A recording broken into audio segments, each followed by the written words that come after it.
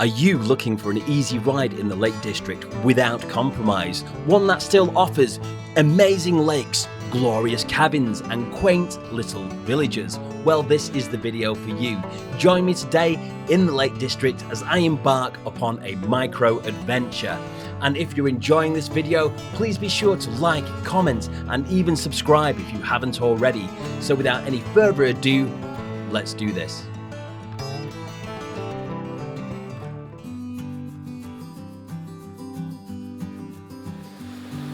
Today's adventure starts out in Ambleside.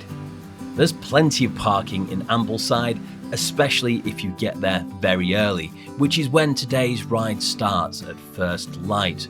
We will be following this quaint little track down to Rydal Water, visiting Rydal Caves, stopping off in Grasmere to enjoy some gingerbread, then heading back through the woodlands of the Lake District back to Ambleside, where we can stop off and enjoy a little visit to the rock shop. I did record an intro for this in person in Ambleside. However, I was starting with a cold, it was early morning, and I had the charisma and energy of a baked potato that morning, so it took me a while to get going. So for now, just enjoy these beautiful autumn colours.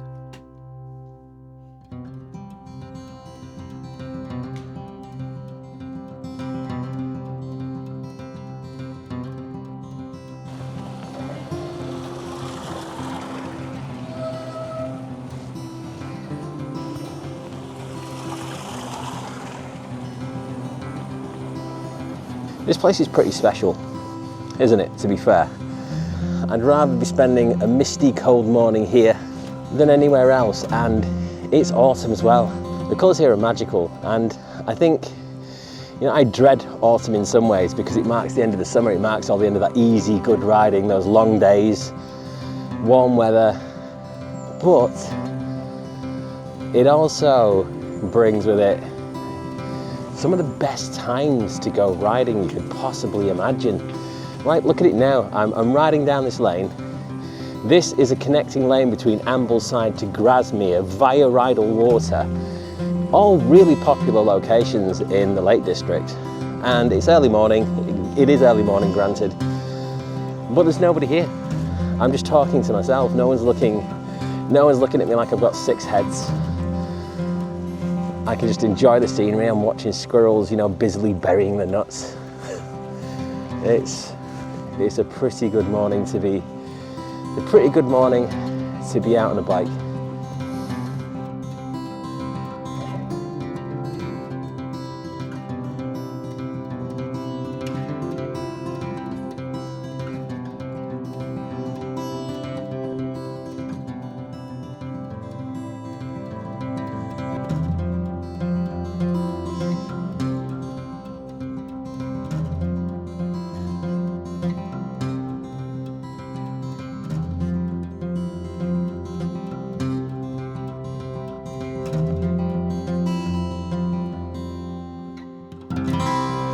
Right, here we are at Rydal Water now. With Rydal Water, there are 2 paths to follow. It's a crossroads as such, a fork in the road. You can go down and we'll be coming back on the low road, but for now we're taking the high road because we want to go and see the cave. The cave is on the high road, so that's where we're going, and this is really worth the detour and the extra climbing, and you'll see what I mean when we get there. Let's go. Ooh, okay, I'm in the wrong gear. Oh no. Oh, I messed that up. Let's go. I can't save it. It's gone. It's gone. Take ruined.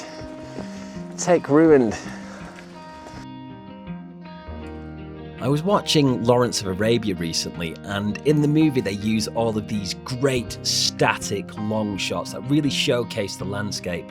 And one of the ideas in that movie is that the landscape is a character, and as a solo rider, the landscape becomes like a character, a companion on your ride. It's somebody that's moving with you.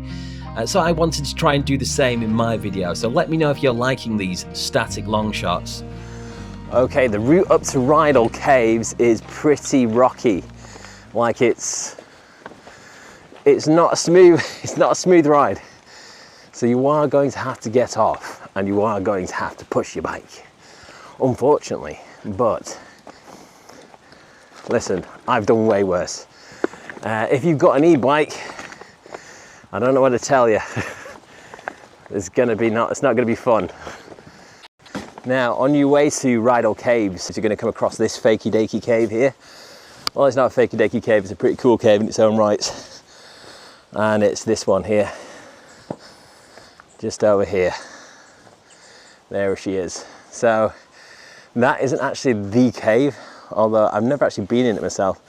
But it looks like a bit of a scramble to get in there. Hear noises in there. I wonder if somebody's in there, who knows. But yeah, that is not the cave. So you might go by and see this and think, oh, is that the cave? That is not the cave. It's a cave, but not the cave. Now we're clear.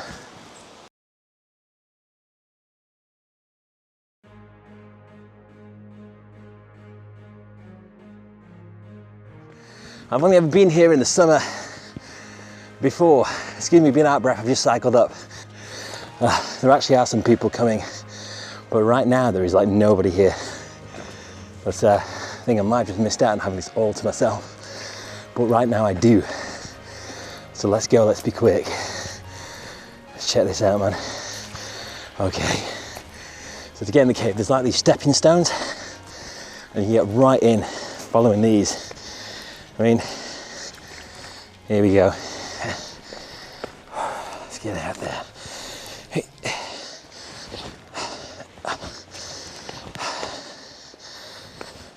There's actually there's fish in this water as well. Some of these rocks aren't very substantial. There we go. Here we are. Echo.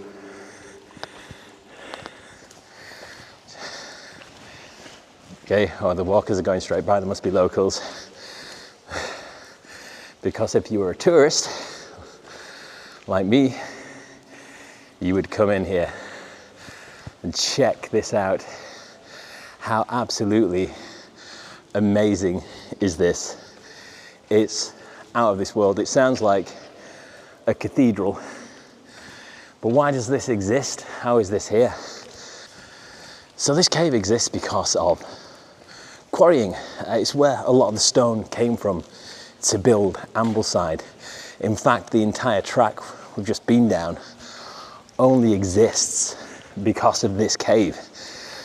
It's the route that transport the quarried stone down the side of the hill and into town to get to the stonemasons where they could work their magic. But now it just makes for an absolutely amazing cave. And come on, who doesn't love a cave? Are there any fishies around here? No fishies today. Might be a bit cold for them. But yeah, last time I came to this was in the summer and it was heaving. There were so many people here. People were actually queuing to go along these rocks. So to be here now with absolutely nobody here, that's pretty special. So that's another point for cycling in autumn and winter. So has anybody seen that Peak District? I think it's the Peak District Viking. I can't, listen, I'm not meaning to be disrespectful, I just can't remember his name right now. I've seen him in passing, but he's well known for kicking over these, isn't he? He absolutely hates these rock piles.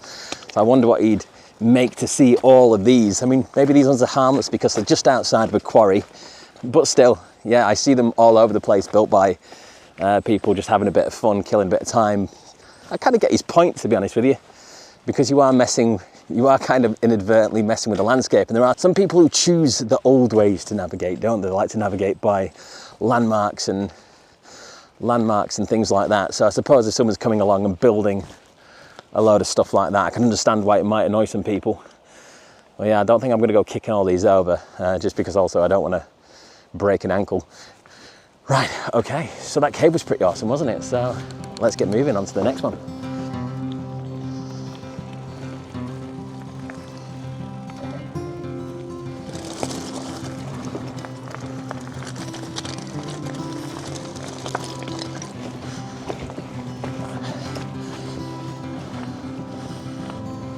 From Rydal Cave, it is mostly downhill all the way to Grasmere, and with the help of a little bit of movie magic, we now find ourselves in the aforementioned Grasmere.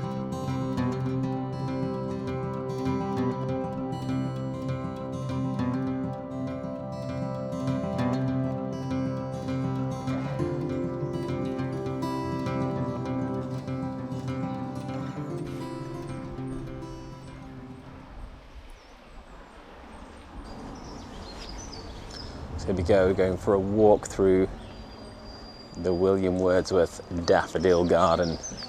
Let's go. I have a feeling it's slightly the wrong time of year to take a walk in the Daffodil Garden. I would assume that spring is a good time to do this, but you get the idea. So the Daffodil Garden backs onto the graveyard where you can actually head in and see William Wordsworth's grave. And right now, it's not putting out a daffodil vibe, but it certainly is putting out an absolutely gorgeous autumnal aura. I'm a walking thesaurus. Thesaurus. I can't even speak. I don't know why I even make videos. So one of the great things about doing this ride is the amount of stuff there is to see on such a short distance. So you start out in Ambleside, where you can have apple pie, or full English, or whatever breakfast you want to have before you start this. See the caves, and then you end up in Grasmere. And in Grasmere, well, you've got like the gingerbread shop, William Wordsworth's grave. It's another spot where you can just stop, have a coffee, a scone, some gingerbread, and we're going to take the low road back, which I think, according to the research I've done, the little research I've done, is going to be a lovely, easy ride back. Now it's time to leave Grasmere via the road. We're now making our way down the other side of Rydal Water, where we can connect onto that low road back to Ambleside. Right, so here we go. So we're off that road. It's only a short ride on that road. It's a low speed road. I think it gets up to 40 miles an hour in places, 25, 30 in others. But you're not on it for long. It's not too long. And I'm somebody who doesn't like cycling on roads if I can help it. So that's coming from me. Oh, what's going on here? Oh, it's a squeeze. It's a squeeze. Where are we going now? Over the river. Somebody on a bike coming the other way. No, we're good. We're good. Oh no, they are coming this way. They are coming this way. Reverse. Morning. Morning, morning. Look at that, all these cyclists, eh? I think they own the place. We'll let this guy across with the dog. And then we'll go.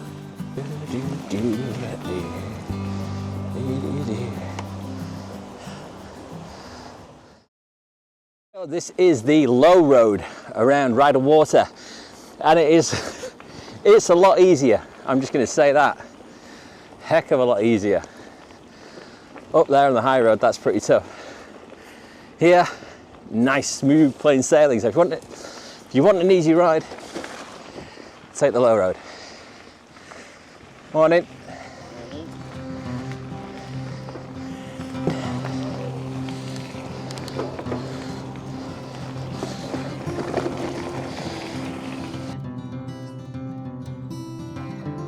There we are, back in Ambleside, and that's just a nice little. One nice little ride. I mean, it will take you nowhere near as long as it took me, like nowhere near as long. And now I've still got most of the day left to go do pretty much whatever I want to. So there you go, short video, short ride, Ambleside. Thanks very much for watching, and I'll catch you on the next one.